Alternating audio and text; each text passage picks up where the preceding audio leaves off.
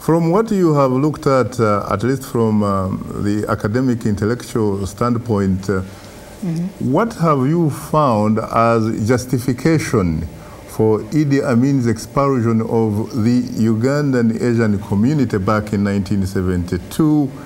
And how did the general Ugandan population react to that significant foreign policy shift? Well, these cases such as this happens when there are political demands that are driving policy of this kind, and it makes the kind of it's very easy to find scapegoats to support a certain political situation. And in that case, the Indian community could represent that particular scapegoat for Idi Amin. The fact that the population, as you were suggesting, were sharing the feelings that you know, of Idi Amin's policy.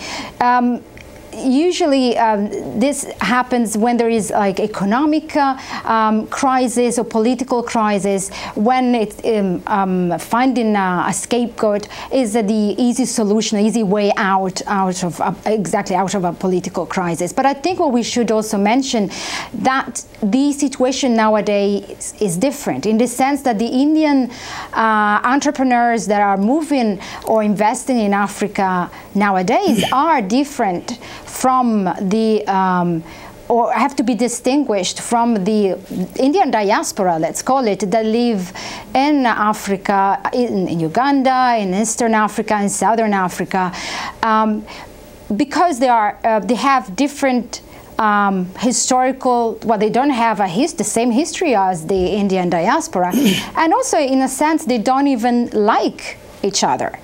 The contemporary Indian entrepreneurs, they don't search for the links with the existing Indian diaspora in Africa.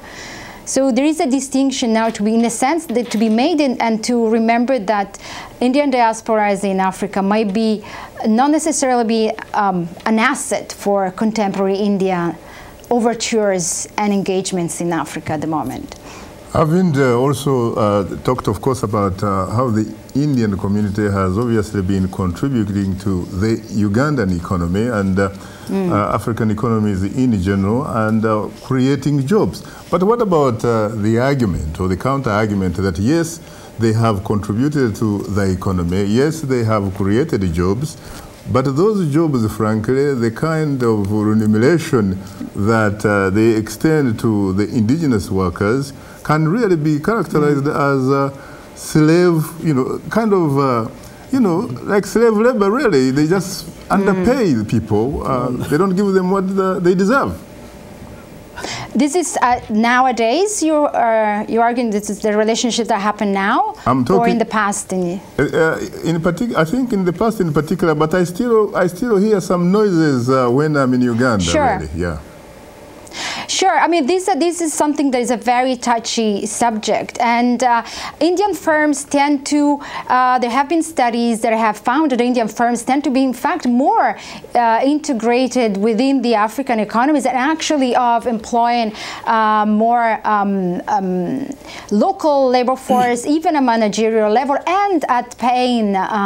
Indian firms tend to stress that they are paying the local minimum wage to the local population.